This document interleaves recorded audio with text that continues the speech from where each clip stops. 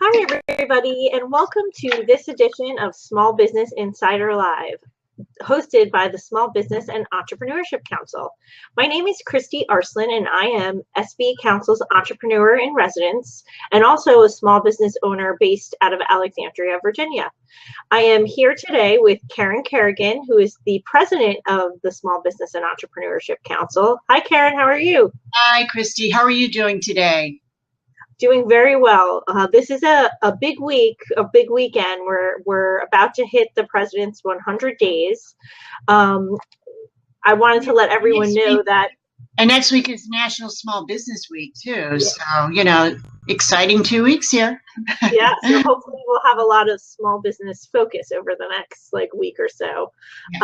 A lot of small business policy. We already had tax plan news coming out this week, and I'm sure, and we've had all the news channels talking about the 100 days.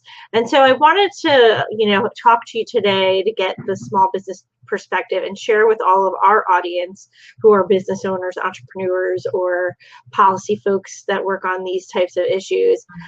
What is SB Council's assessment? What are you hearing from our members about President Trump and his administration's first 100 days? And I've talked to a lot of our members this week, actually, and last week. And when this topic started coming up, when the media and everyone was looking, at this 100-day mark, we might have been talking about something else, like, oh, so this 100-day, I mean, what are your thoughts in terms of how the president's doing?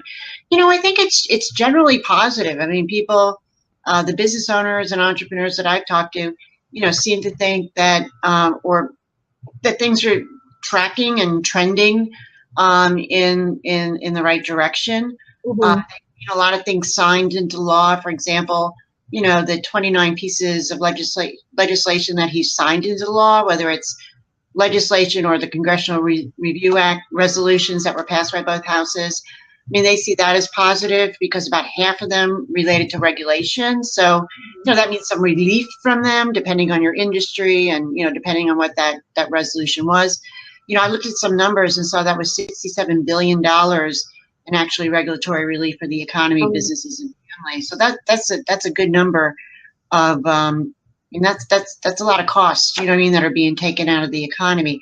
I think the other big thing is they said, they're sort of being practical about this. They said, well, the 100 day is sort of like an artificial, day that's been, I don't know who started that or why it's been put out there, but, they said, look at this president has been elected for 4 years. And, from their perspective, they look at 6 months, a year, how things are trending, what has been signed. And also they're also saying, gosh, this president really doesn't have a full team in place. There's still people being nominated that have to pass through the Senate. They're staffing up.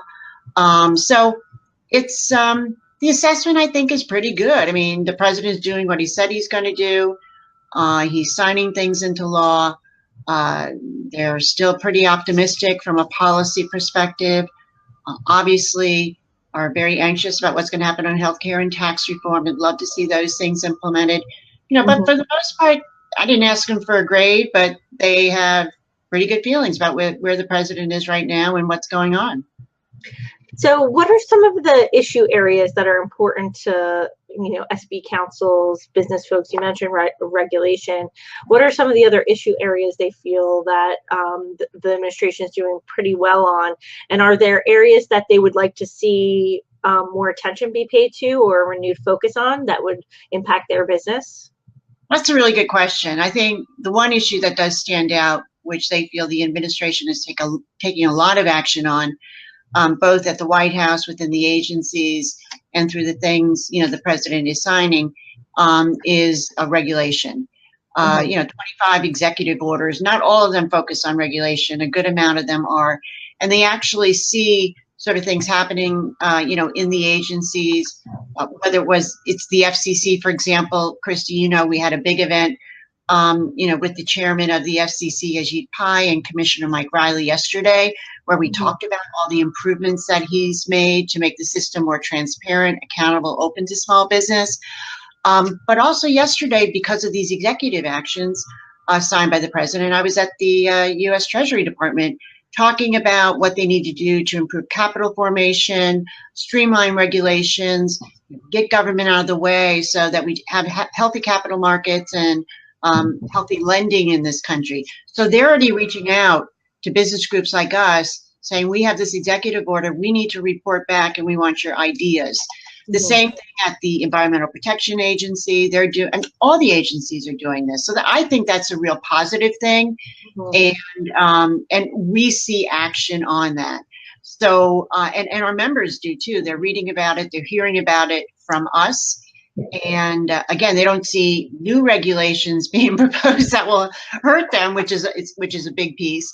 But they also see efforts to relieve them of red tape, reduce red tape, and make the system less burdensome for them. That's I think the area that stands out. Don't you agree on that, Kristie? Yeah, yes, I definitely. I mean, I think there's been a concerted effort to focus on regulatory relief and what can be done to be smarter about regulation instead of just issuing burdensome regulations. And one of the positive aspects that I've noted is just a bigger effort to really look at regs from the small business point of view.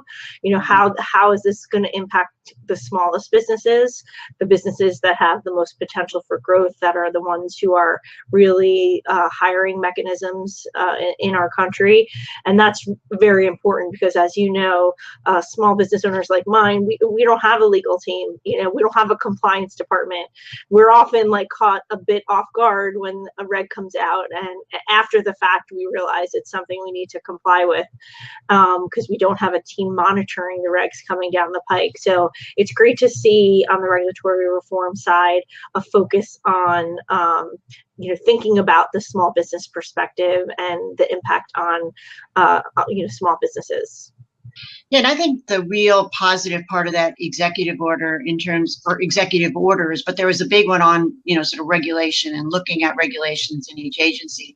There was one that was focused on the financial regulatory system. But when I'm thinking about this one, improving the regulatory system executive order, there's actually very specific things in there in terms of there needs to be an agency person responsible for this. They're going to need to report back to the White House what they're doing.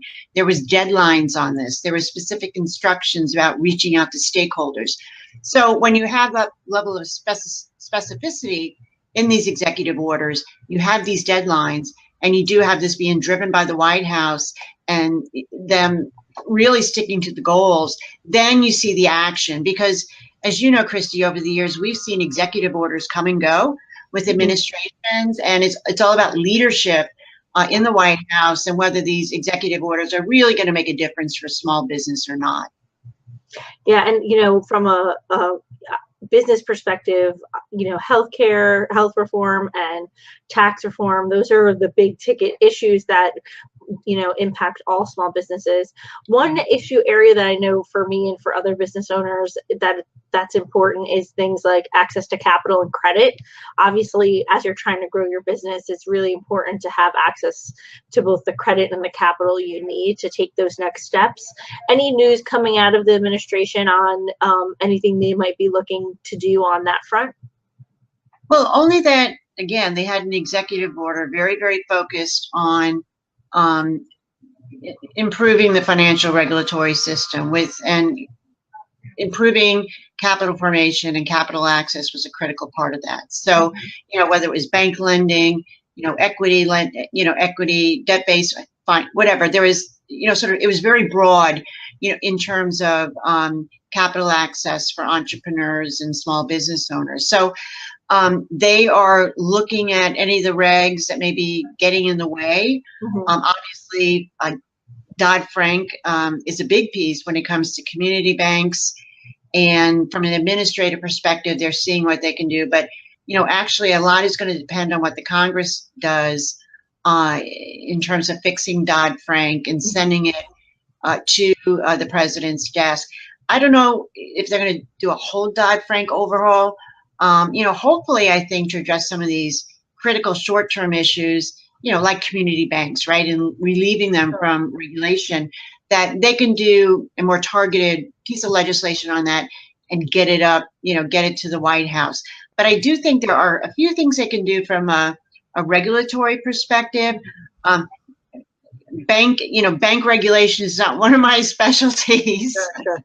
Sure. I got everything else, right, Kristie? Yeah, but a lot of what's going to take place in that regard, I think, is going to have to come from Congress. And as it relates to the SEC, there's not a head of the SEC yet, so that's still moving. The person that's been nominated, he has to be approved by the Senate. There's going to be a small business advocate at the SEC. That's another presidential appointment. That person's not there yet. So I think once these personnel get into place, then you're going to see a little bit more action. And I'm sure next week with National Small Business Week, we'll hear from the SBA on some of their lending programs and efforts they're undertaking to help businesses to get access to more loans and capital on that front. I hope so. Let's switch gears a little, because I know that there's always a big focus on the president when we hit the 100-day mark, but we have a new Congress too, who's been taking leadership for a few months now, and the executive branch needs to work with Congress in order to pass legislation and to be able to get things done. So how do you think the congressional leadership is doing at crafting and legislation on issues that matter to small business? Well, we're all definitely in line and on the same page when it came to sending the president some of the early legislation, 29 bills, right?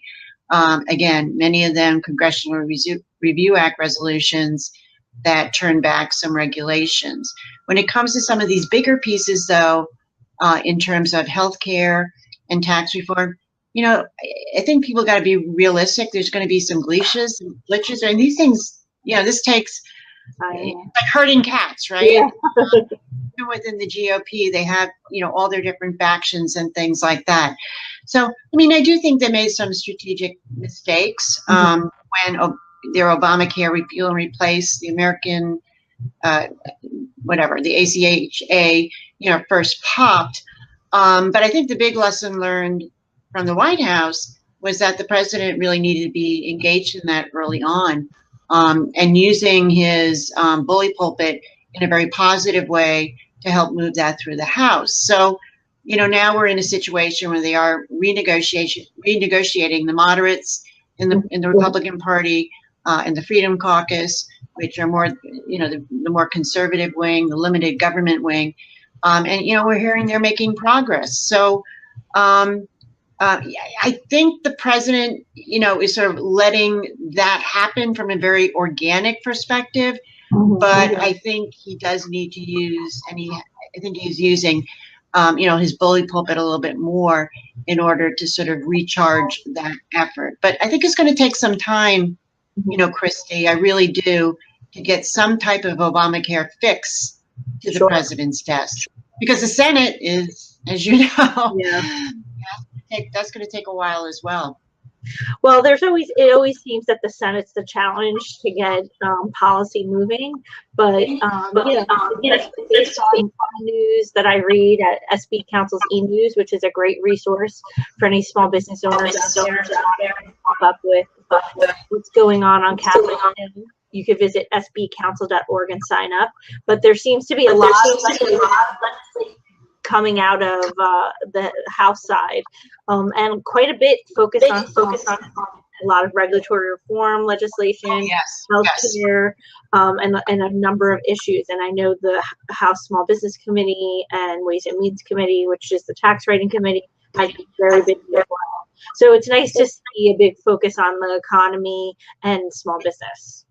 Well, I think, the House has been very, very good at cranking out the legislation.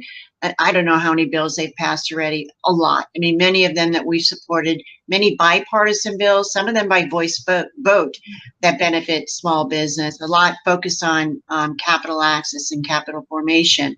It's these sort of bigger issues, right? And, tax reform is one of them. I think the president has used his bully pulpit in a very positive way this week, by again,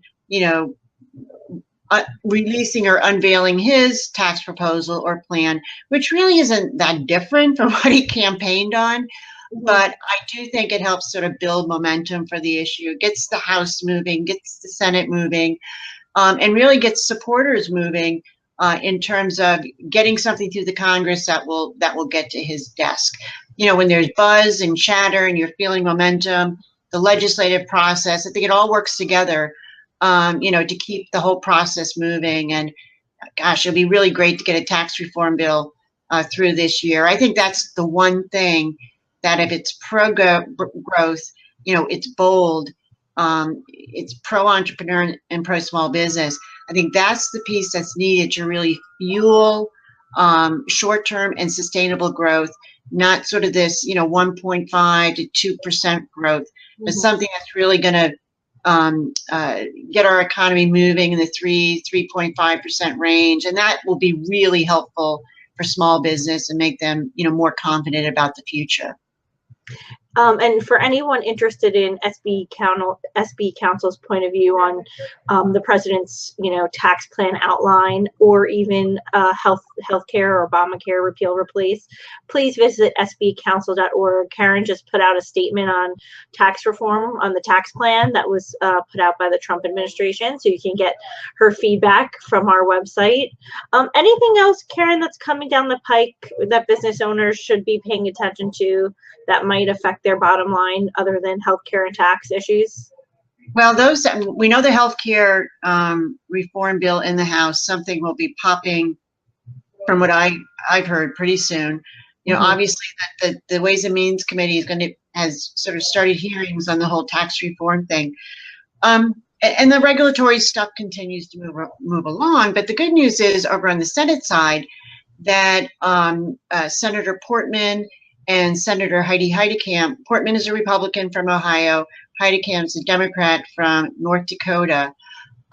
Just released a bill yesterday, sort of the House, a little bit less than the House version of the Regulatory Accountability Act, which we still think the Portman and Heitkamp approach will do a lot to reform the system. That was big news yesterday in terms of getting a Democrat, you know, on a bill that we hope will help sort of get things going on that side of the aisle, because the House passed a whole range of things, the Small Business Regulatory Improvements Act, as well as the Regulatory Accountability Act. But we needed something to happen in the Senate to start that process. So that was yesterday. But also Lankford is working on, you know, a Small Business Regulatory Improvements bill as well, one similar to Chabot's. And so there's things going on that front, which I think is really positive from a small business perspective. If we have all the agencies doing what FCC Chairman Ajit Pai is doing at his agency, that would be great. You know, sort of economic analysis and rulemaking, making the system more transparent and open and inclusive to small businesses, listening to their concerns, taking the impact of regs into account. We need all agencies to be doing that, and we need fundamental reform, you know, across all agencies. So that was really good news yesterday that I think is very positive for regulatory reform in the future. You know, if I have to say one thing, Kristie, you know, with the administration, you know, one of the issues that I'd like to see them focus on, and I know you'll agree with this as well, is I just don't think there's been enough focus put on the need for more startup and entrepreneurship in this country. Don't you agree?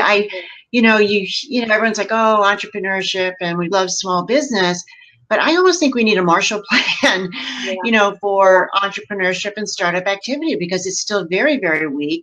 That does not bode well for our economic future. The numbers are getting better, but we really need them to improve dramatically if we're going to have a dynamic economy. And I couldn't agree. I would love to. I know there's a big focus on big companies and what we can do to have them come back to the U.S., bring their money back to the U.S. and invest here in both infrastructure and jobs. But I agree that there also needs to be simultaneously a big focus on entrepreneurship and small business. What can we do to help encourage people to start businesses here in the U.S.? And what can we do to help them take that next step towards growth, the existing businesses that are here? So love to see some focus on that from the administration as well. because so much innovation and growth occurs at the small level. And it's important, as you mentioned, there's been declining rates of people starting businesses. I do think addressing some of these big policy areas like healthcare and tax will help spur people to start businesses.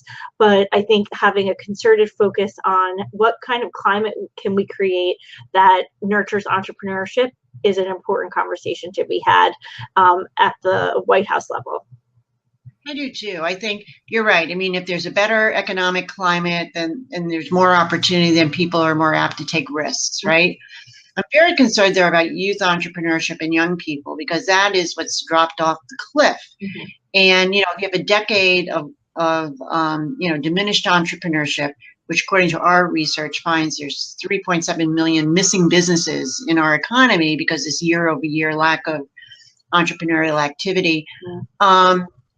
I just think the culture, you know, we need sort of a reboot of that, you know, American, that entrepreneurial DNA, mm-hmm. You know, that we've always had. And, you know, I know with young people, I mean, they've been through a lot, you know, that you had the Great Recession, you know, followed by the weak economic recovery. Mm-hmm. I mean, some of them have taken on a lot of debt, right, to go through college. So, but again, I think we really need to look at this issue more and see what we can do, again, to help younger people start businesses or think about it again, because it's really dropped off. Even look at our educational system, what we need to be doing better to reach young people at the elementary level, I think would be worth exploring and doing something about.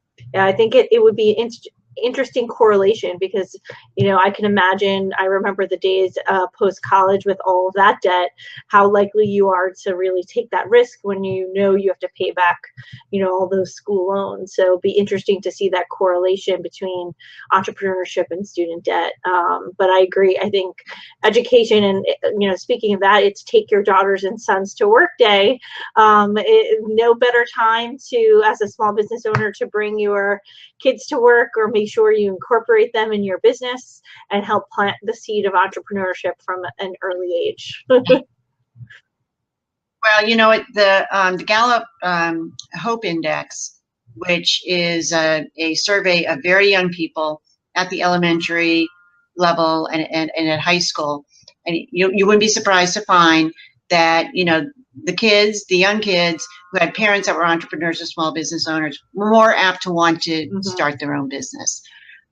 But with the general population of young people that don't have parents as entrepreneurs or business people, I mean, that's really dramatically declined as well. The good news from that survey, and this was put out last week, is that lower income young people are more interested in starting a business. So, but we need to find those people and provide them with the support, the education, the skills that are going to encourage them further, maybe the mentors, but also the know-how. So we sort of keep that interest high moving into adulthood. I couldn't agree more. Karen, thanks so much for your assessment on the Trump administration's 100 days, as well as what Congress is doing to try and move along policy efforts for small business owners and entrepreneurs alike. If you don't mind sharing just a little info about SB Council and how people can get engaged that are watching us today. Of course I will. So yes, please, you know, stay regularly engaged with SB Council. We are a nonprofit advocacy, education, and research organization dedicated to protecting small business, promoting entrepreneurship. We have 100,000 members throughout the country, and for more than really now close to 25 years, we've been working on policies and initiatives to improve the environment for startup activity and small business growth.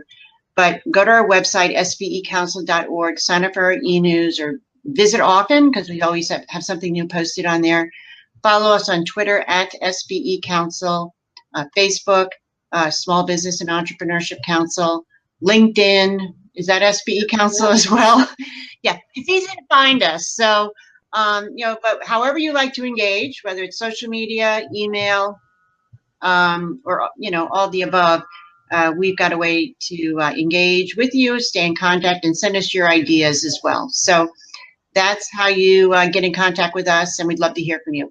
And for those of you, again, that are small business owner, next week is National Small Business Week, so happy National Small Business Week. You know, we'll be doing some things with the SBA, but we celebrate small business owners 365 days of the year. But this is your week next week, so you know, cheers to you. Thanks so much, Karen, for your time. Thanks, everybody, for watching us. Again, visit SBE Council at sbecouncil.org. And remember, Small Business Insider Live is a weekly program. We host it every Thursday at 1:30 p.m. Eastern Time. So join us. If you've missed any of the past editions, visit SBE Council's YouTube channel. You can watch all of the past videos there. We talk to experts. We discuss different topics.